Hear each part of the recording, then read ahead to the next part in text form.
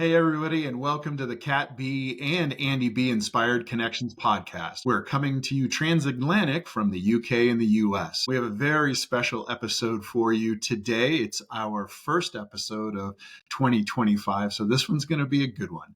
In this podcast, we're going to explore how inspired connections have impacted people's lives positively and demonstrate how you too can experience those inspired connections in your life as well. In today's episode, we're going to be talking about what true strength, courage, and perseverance really looks like. So proud to introduce my lovely bride, Joelle. And her story begins with profound loss that she'll go into. After two back-to-back miscarriages and within 16 months, she was widowed a month later at age 29. With a young son to raise by herself. She discovered an extraordinary strength within herself. That strength has carried her through the loving support and caring of two mother figures that have transitioned from this life.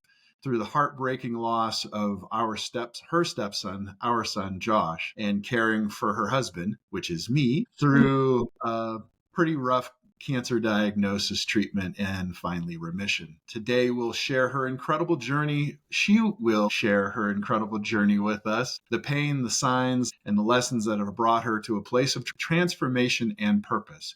Please join me in welcoming Joelle Bohart to our podcast. And without further ado, I've butchered that introduction pretty good, but let me welcome my co-host, Kat B., and like I said, our very special guest, my wife, my grief guide, and my hero, Joelle Bohart. How's everybody? Happy New Year, everybody. It's so Happy lovely New to see you both together. You're probably one of the most strongest women I know, Joelle. You have been through it all, such a diversity. Tell the listeners your story, but tell us also kind of the nuggets that have really helped you through and supported you throughout this journey, because it has been so varied and amazing in so many ways. You know, it's interesting. And thank you. Thank you for having me. I really am honored to be here. It really is interesting because I have been really focusing on what my journey has been. Today of all days, I usually take New Year's Day to sit and be present and look at what I want for the rest of the year and goals. And I'm sure a lot of people do that. But recently, as I've been developing the direction I want my coaching business to go into, I've really been looking at my journey from not just 5 years ago, but literally my entire life. And as I've been writing it down, I do kind of come to the conclusion, like, who is this? Like, so many things have happened in my life. And I know I'm not different or special. I know that everybody has challenges in their lives, but the diversity of things that have happened in my life is pretty remarkable, actually. So literally, I guess the first adversity I had to overcome was as a young child when I think I was like 5 or 6, and I got sick and I had an infection that actually paralyzed my whole right side. And I ended up, and I'm right-handed. And as you can tell, it works, but it was something that I was in the hospital for about 8-9 months, literally learning how to walk and talk again. I remember my mom telling me that, they didn't think that you would ever think like you used to, like there might be some brain damage. Clearly I'm walking and talking, and that's not an issue, but that's where it started. That's traumatic at any age, Joelle, but at the age of 9, when you're a child and you're in the element of playfulness and enjoying childhood, to deal with something so serious, the responsibility and the trust that you have to have in the people around you is incredible. 100%. Exactly. And You're 5. Yeah. We haven't even gotten any further than that. Right. Exactly. How much time do we have for this? But yeah, right. So that's one of the first things that I had to learn, like almost from the jump, that stuff happens and we got to keep going. And that has most certainly been a path for my life, in that something comes, okay, we may stumble and we have to pick up and keep moving forward. After that, I had a childhood after that. I had a childhood just like anybody else's, with the trials and tribulations of, being a kid and heartbreak and all of that. But I guess my next time that I had with trauma and drama was at 28. I had my first son at 28, and it was lovely. But I suffered from postpartum depression, which can have its ups and downs. And then 2 years later, we started trying for another, and I did. I had back-to-back miscarriages, one in June and then another in July. Sorry, one in June and then another in January. And that was 1997 for the June and 1998, January of 1998 for the second. And then my husband was killed in a car accident in February, the day after my birthday. Am I right in saying you were there at the event as well, Joelle? Yeah, actually, all three of us were there. Our son, Zach, and he was 2 weeks shy of 2. And we were driving back. We had spent a lovely weekend in the Lake Tahoe Mountains and was coming home.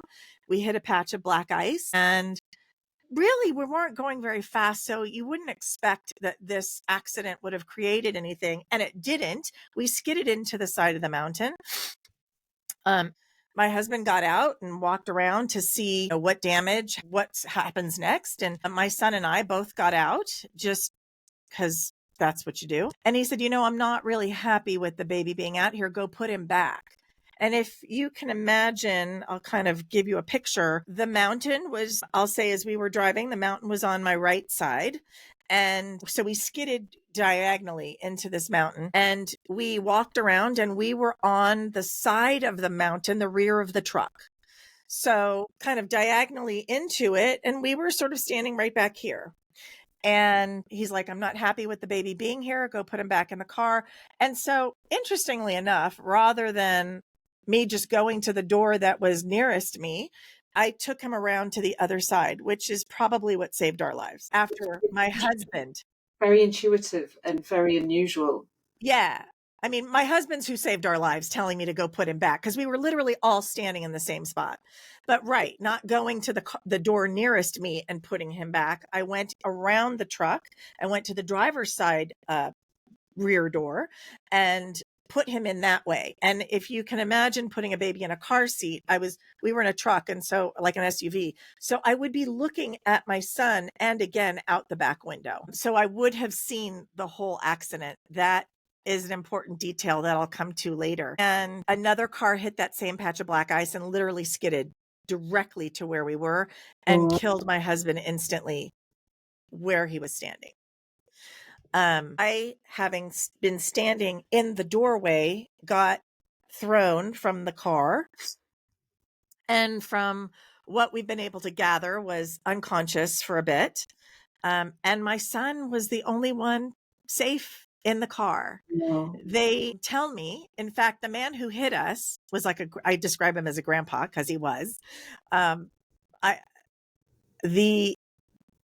The sorrow that I carried for him, because if you can only imagine being that man, driving that truck and not having any control of it and then killing someone.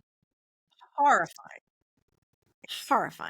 And so, excuse me, he tells us that they found Zachary buckled in his car seat.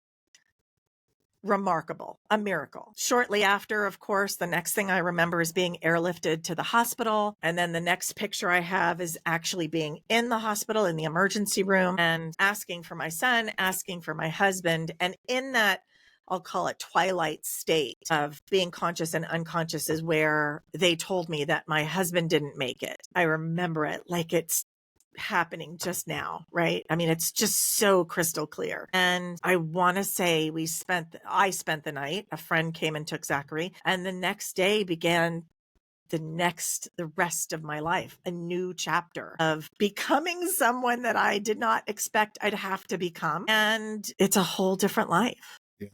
Hey, Joe, why don't you share the reaction that you got as a young widow seeking support?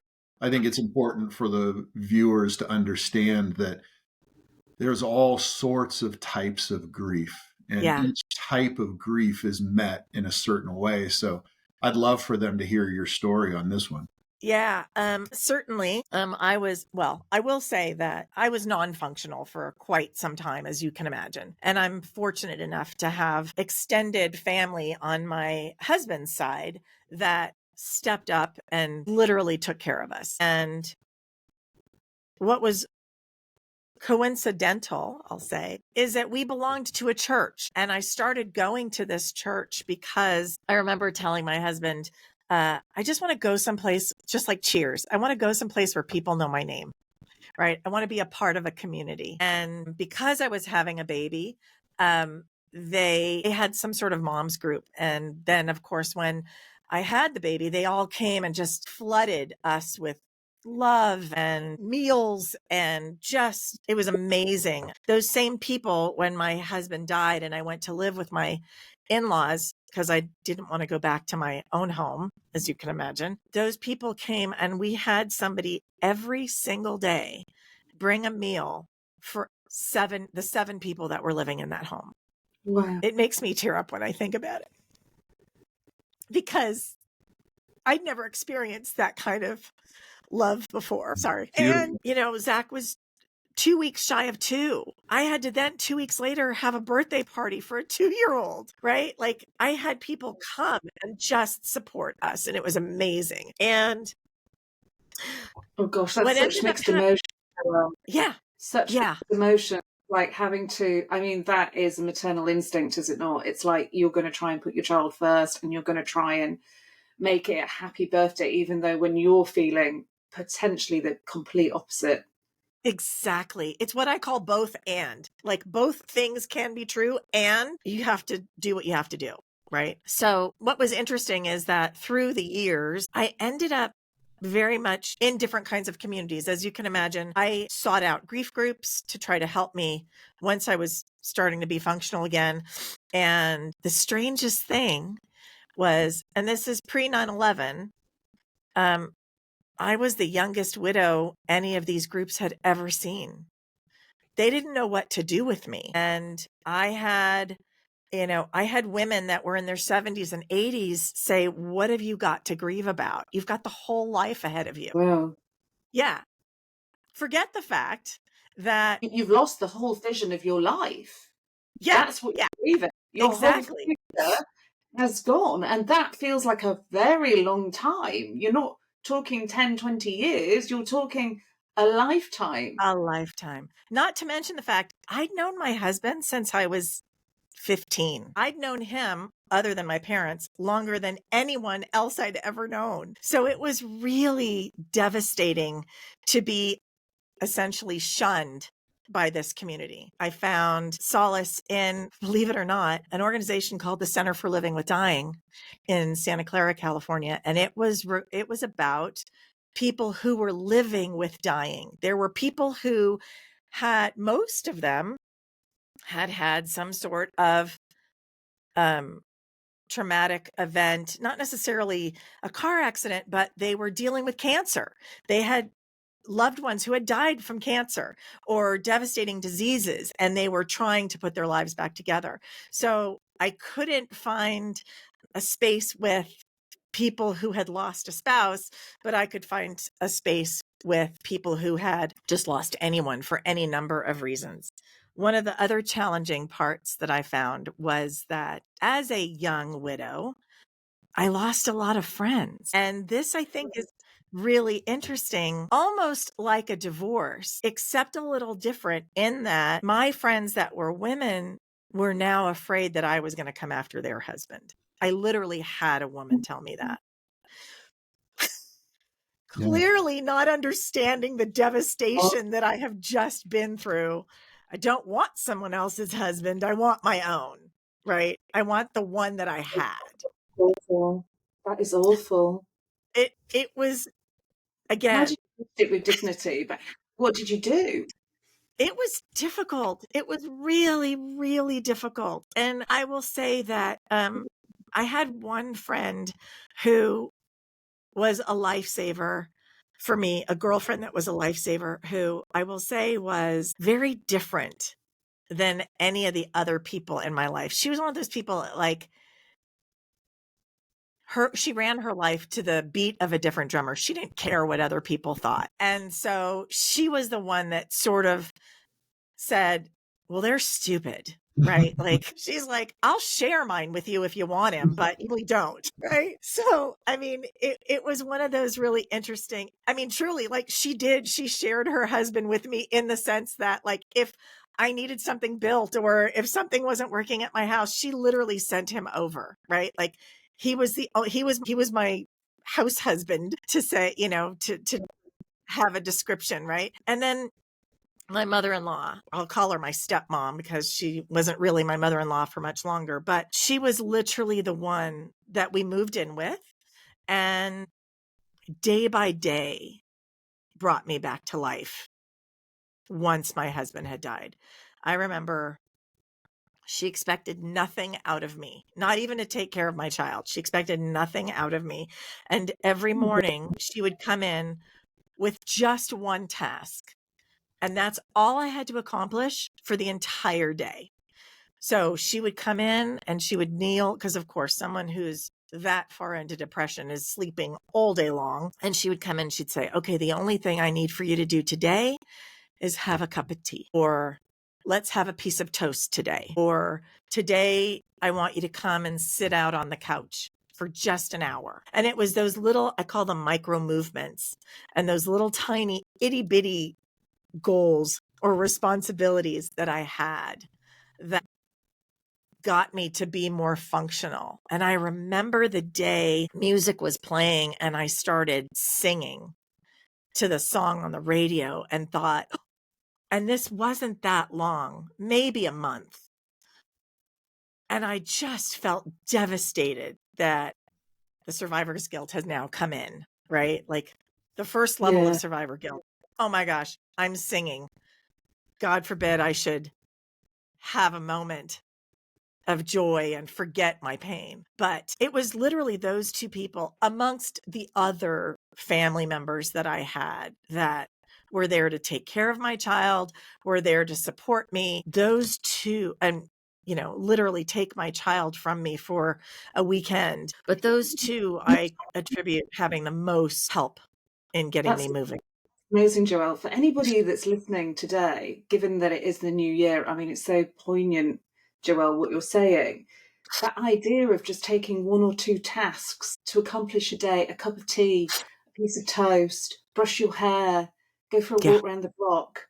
It can Yeah. be that simple. It doesn't have to be a big New Year's resolution. It can just be a simple step towards recovery, of Yeah. feeling connected to life, or a simple task. That's Yeah. so powerful, so meaningful. What an amazing woman your mother-in-law is, Joelle. I mean, astounding. She's lost her son, and she's acting like this with you as her new daughter. Like, just so powerful. Yeah. Amazing. Amazing. Do you think it helped her cope in helping you cope? Do you think that's what? Most certainly. Most certainly. And I'll tell you that baby helped everyone cope, right?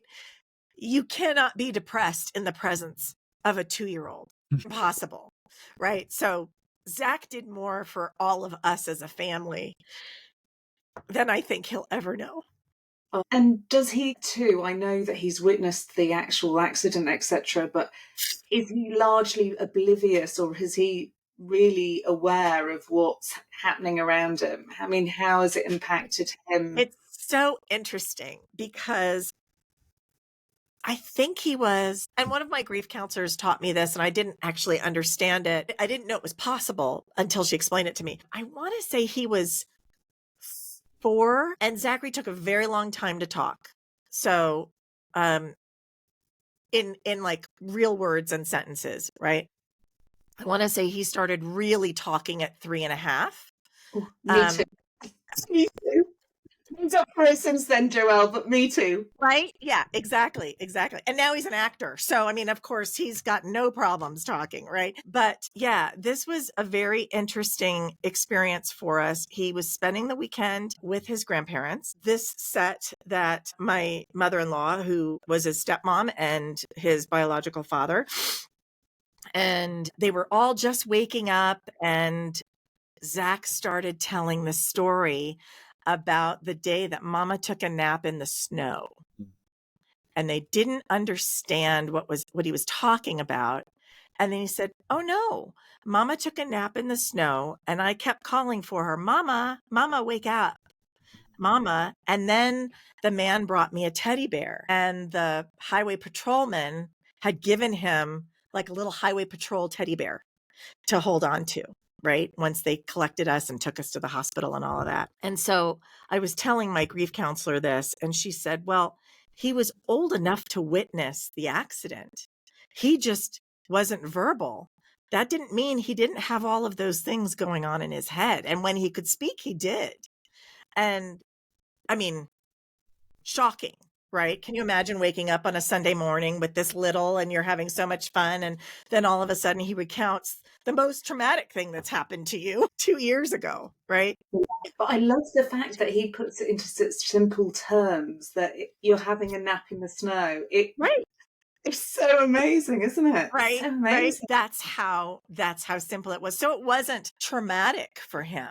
Right. And when you talk to him now, he only has the memories of his father that we've given him and pictures that he's seen and the stories that go along with those pictures. That's the only thing he has. He does have of not having what you would call his own father until, of course, Bo came into his life, and now he just considers him his father. Now I've wrecked him completely. So, Joe, I mean, so here's your foundation, right? You're 30, you're 30-ish, 32 years old at this point.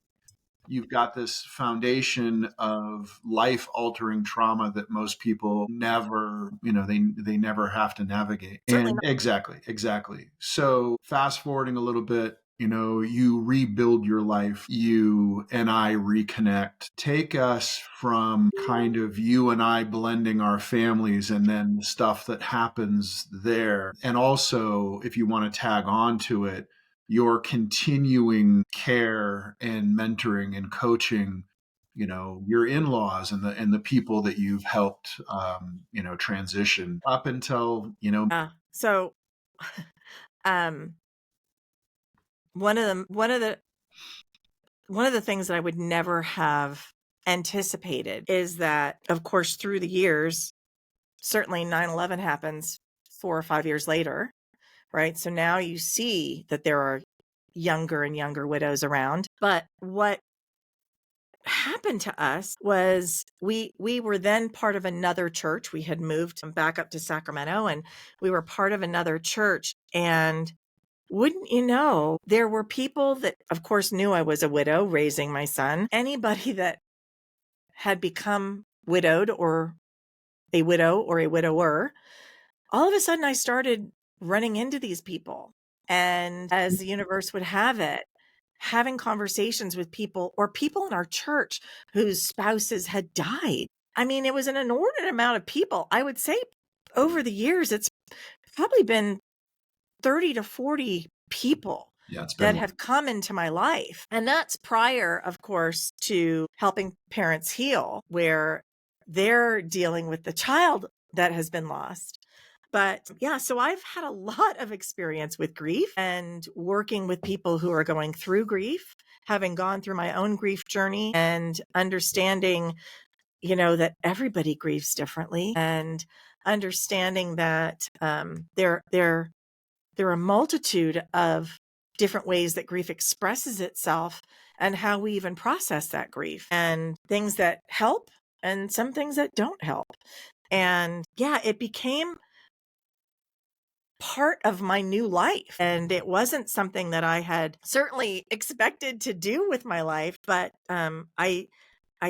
I have always had I was a peer counselor when I was in high school. And so I've always had that desire to care for others and help people grow and rise above what they've just experienced. That's just kind of who I am. And so in doing that, actually, I think it's probably one of the reasons why Bo and I came back together, because he was going to end up walking through a grief journey. And I had already been down a similar road, not the same road, but most certainly a similar road. I'm sorry, Bob, her husband, and Josh both died in car accidents. Yeah. and both died instantly. So Instantly. there are inspired connections in our story that we do not have enough time to cover because there's Yeah. lots of them. Also, the fact that you were moved and maneuvered to safety, and your soul plan seems to have counselling and coaching running all the way through. One thing that's really standing out to me is the amount of times you've had to relearn things, relearn Yes. the same things, relearn the basics, or revisit things time and time again. But these Yes. little shifts that are happening while you're doing that, as your perspective starts to shift, is kind of Yes. incredible. Wow. Yes. Tell me how you reconnect with Andy. I know I'm doing the story, but I'm for the I tell it way better than she does. go on. You do. Do You you do. want to chip in then, Andy? Chip in. So we met a junior year in high school or sophomore. Can't Sophomore. remember. Sophomore year in high school. And I joke now that I married the most beautiful girl in my high school, and I did without a doubt. But I totally had a big crush on her in high school when we first met. A mutual friend introduced us, and I was smitten from day one. She didn't even know I breathed air. I was dating my future husband at the time. I couldn't be involved with him. Of course. But no, it was pretty funny. I mean, it was obvious. We say that she had like something tattooed on her forehead, Get away. don't even bother. So we just became friends after, during high school.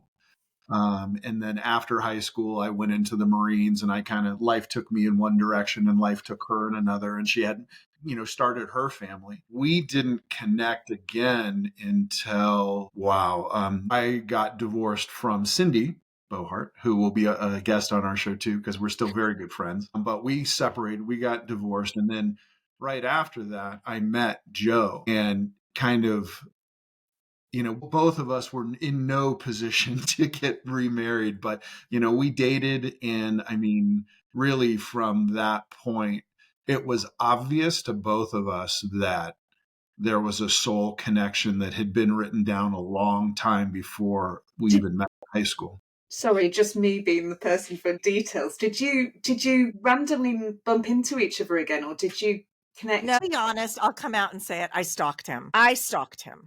It was just as Google, if you can imagine this far back, Google was just starting. And I Googled his name, and I found him as a participant on this random website. And I sent him a coded message. I sent him a DM, a coded message that made reference to our high school mascot. And so I figured if he understood this question, he's actually the person I'm wanting to talk to. Because, if I said, "Hey, are you Andy Bohart?" and they could come back and go, "I'll be anybody you want me to be, baby." Right? Like, yeah, I didn't want that. So I sent him a coded message, Yep. and then he remembered me. I was astounded, but he remembered me, and we just started chatting from there.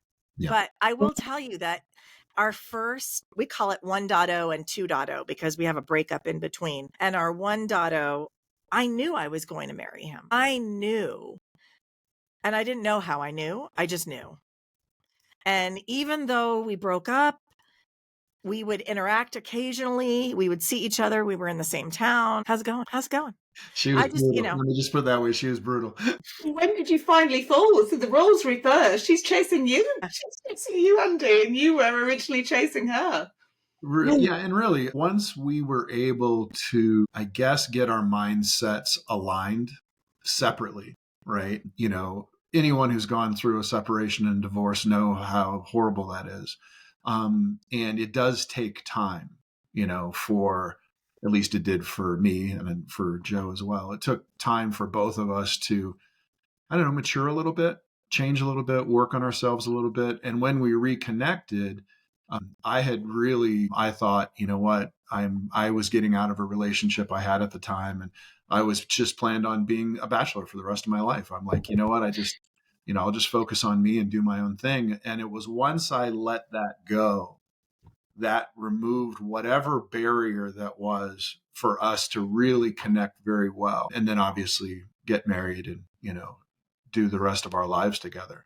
But yeah, that's a story. But what's funny is I really do think it's an inspired connection, literally. absolutely.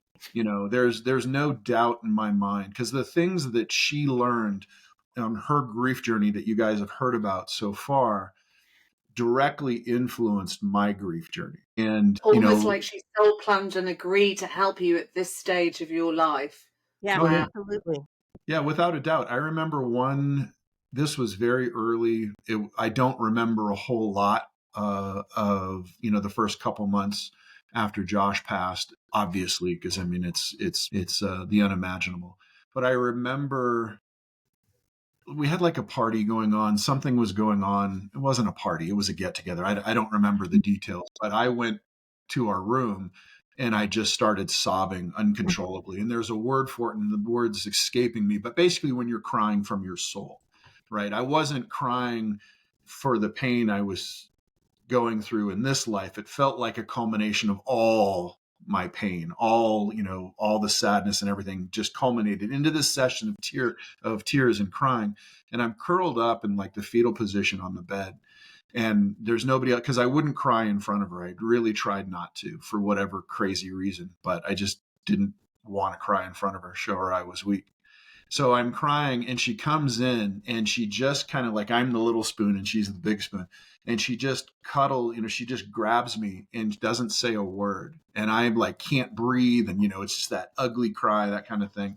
And I just remember her being there and the words, "I've got you," right?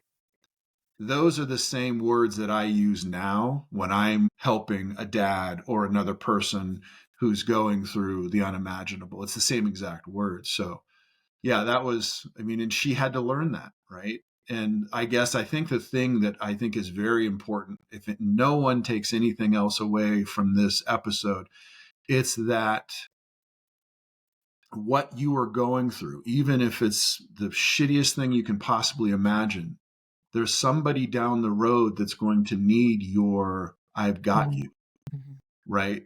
These horrors that we go through, I guess we life plan them, right? I guess we make soul contracts. I'm not quite clear on that one yet. But what that means to me is that there is a pay it forward, right? Jo helped me and continues to help me. She's the best business coach or grief coach I've ever known in my life. Yeah, and look at that connection as well, Andy, of she resolves her grief from going through this cancer group, Mm-hmm. this group that are looking after people who've had potential traumas from shock of nearly dying or death, how to live through a trauma. And then you go through this trauma and she knows what to do because she's been exposed to those people. Exactly. No, it's I will tell exactly. you that one of the greatest things that I learned, and I think it's the thing that really changed me and allows me to be who I am today, is that when most people try to comfort someone in pain or in grief, it's very much from an outsider's point of view. Or if I were in a pit, they would be standing above me saying, "Oh, I'm going to try to help you. I can help you. Here, let me go find this." What I learned is that I'd rather have somebody in the pit with me. Just sit here with me, because I don't know how to get out of this pit. And if you throw a rope down, I'm not going to be able to deal with it right now. But if you can just sit in the muck with me until I'm ready to step up and get out, that is the most comforting, knowing that you're not alone. Even if I don't know specifically what you've been through, I can sit in the muck. I've had my own muck. I can sit in the muck. I think that's true of all traumas as well, Joelle. I remember coming out of an operation that went wrong, and you talk about inspired connections when Spirit sent a friend of mine a few days before the operation to say, "Don't worry, it's going to be all right." And I thought, "What do you mean it's going to be all right?" Because the operation was quite a standard operation. Yeah. Well, of course it's going to be all right. And my face paralyzes and I can't speak. I can't see out of one eye. And in normal circumstances, I would have panicked. But I remember the words and the inspired connection of the friend being sent. "It's going to be all right. Don't panic. Give it 24 hours, 48 hours. It's going to be all right." And this nurse, a bit like what you're saying, Joelle, she just sat with me. She didn't comment on the fact that my face was paralyzed. She just squeezed my hand, she held me, she looked at me, and she said, "It's all right, I'm here. Yeah. You don't have to experience this on your own." Yeah. It was probably one of the most unselfish acts I've ever experienced, but the one that kind of saved me in that moment. And Yeah. you're describing the exact same thing, and that is Yeah. so powerful. I It think is the the rest most know. powerful. And I think it came to me because I didn't have a lot of people who would sit in the muck, right? And it is a very humbling thing to sit there alone. And if the best I can do is help you to not feel alone, then that's what I'll do. Oh, that's Yeah. amazing. Yeah. And then so for our capstone of this PhD level of, grief coaching and resilience and strength and all those things I talked about in the intro, the capstone was my cancer diagnosis. And I want to get your viewpoint because I know how I view it, but I want to give a little context. So for the folks that don't know, we were actually all together walking our dog. We were just moved to Colorado. I slipped on ice, broke ribs. As well, you slip on ice. Mm-hmm. Oh yeah, no, there's a lot there. Trust me, we could do many episodes on On the inspired coincidences of how our lives keep bouncing the against the another silver life. thread that goes Yeah. through is pretty obvious. So, like I said, I broke my ribs. 4 days later, I finally go into the ER. They do the X-ray. They find the cancer, and I'm condensing this all a lot. So, for the context for folks that didn't know, I got what at the time and may still be a terminal cancer diagnosis with mantle cell lymphoma. Very rare. Even more rare because you have these 3 mutant genes. Right. It makes it highly aggressive treatment. Standard treatments don't typically work. That's beside the point. But that's the cancer diagnosis. We're in the hospital, and from my point of view, she's my caretaker. She has to be there 24/7 because because of the treatment, it can affect your central nervous system. And if I start freaking out or seeing hallucinations or whatever, then she needs to tell the medical staff. So she's there with me the whole time going through this treatment process. I'm terrified, right? Because we really had no advanced knowledge of what was going to happen. My fever is spiking. Again, I'm in, the fetal position on the end of my bed with 103-degree temperature. And Joe is there and, she is saying, "I've got you." So that was my perspective. But I'm thinking that you're sitting here looking at losing your husband. There's all of this unknown and scared and all of that. How in the world did you get through that? Unfair question. Well, what's going through your mind? Because you must be thinking, what is wrong with me? Why are all these things happening? What did I do in another life to deserve this? Right. Yeah. I have most certainly had those thoughts. And something I just have a knowing that my responsibility is right here, right now. So I can't worry about tomorrow. I just can't.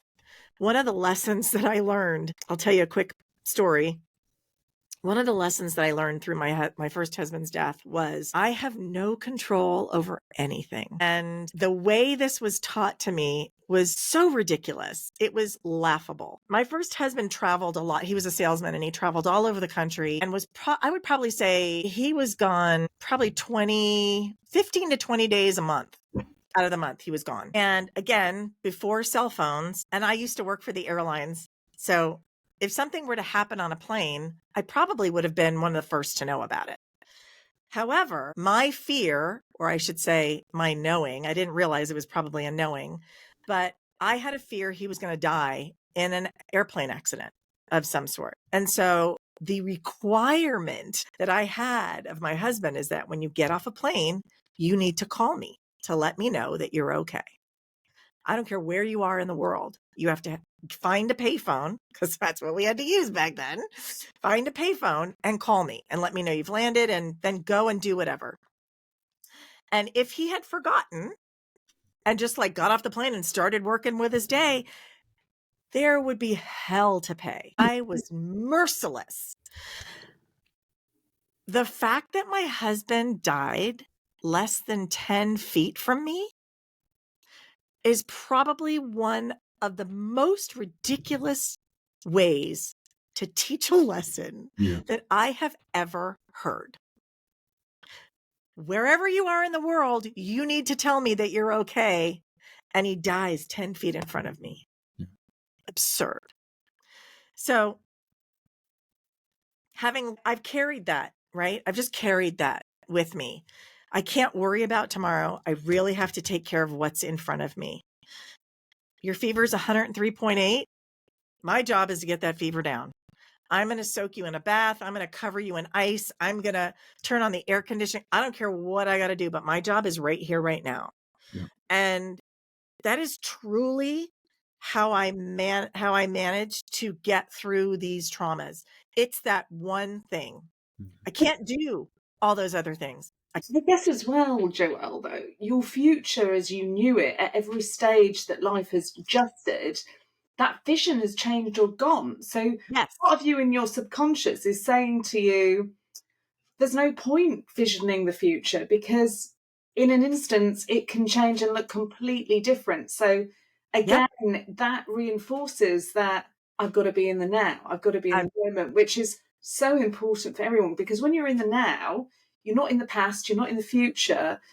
You don't suffer in the moment that you're in. And that's it. And that's truly how I get through it. I am not suffering. I am taking care of it. I am controlling what I can control. Yeah. Right. And I am being productive, and I'm doing anything and everything I possibly can right now. Because worrying about tomorrow, as my grandmother-in-law used to say, worrying doesn't pay dividends. Yeah, it doesn't change anything either, does it? No, not at all. Not at all. So it's been a miraculous lesson that I've carried. And honestly, I didn't realize it was a lesson. It just became who I was. It just became what I did. So if the house is burning down, I am who you want there, because I will take care of what needs to get taken care of. That's for sure. I may fall apart afterwards, but in the moment, everything gets blocked out and I am singly focused. Yeah. Wow, that's amazing. That is really amazing. What a powerful way to start the new year. For any listener that is listening in, Joelle, because I've heard your story before, but actually today somehow it's really hitting home in a completely different way. Maybe because we are in a more formal setting and we're chatting in a different way. And so many things are kind of having aha moments in the back of my mind here. And I'm like, oh, yeah, oh, wow. Now I know why Spirit wanted you to be the first inspired connection of the new year. Because if somebody's starting afresh, going through a difficult 2024, and they're wanting to move into 2025, what would your advice be based on what you've experienced? It is truly, you can have your goals, you can have your dreams, but today is the only thing that you can deal with. What happened last year doesn't matter anymore. It's fun. And it is the focus of how I coach, because I've had so many things happen to me and I've experienced so many different things. If I were to allow them, I would never get up in the morning. If I were just allow that to wash over me, but you know what? You'd make an excuse for yourself. Exactly.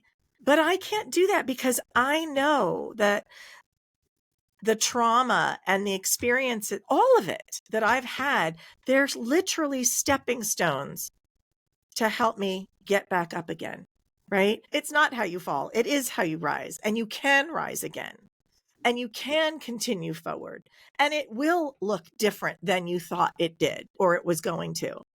And that's not necessarily a bad thing.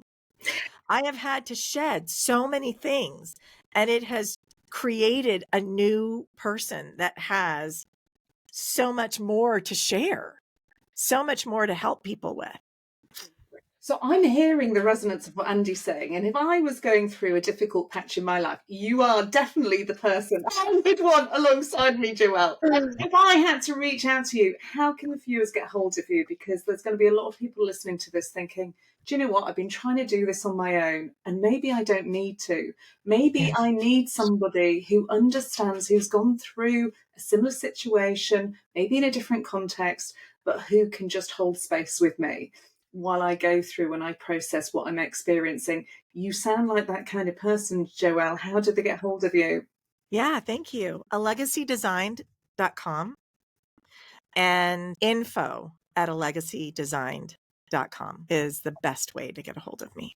Perfect. I will put those details with a picture of you on my Facebook page, my Facebook group, Making Connections Possible, which Andy and I share so that we can put the podcasts up there and take questions from people. We will share it on the podcast, on the overview summary as well, Joelle, and in my newsletter I send out on a week. Amazing. What an incredible story. Thank you so much for being here, especially on New Year's Day. Oh my gosh, it's an honor.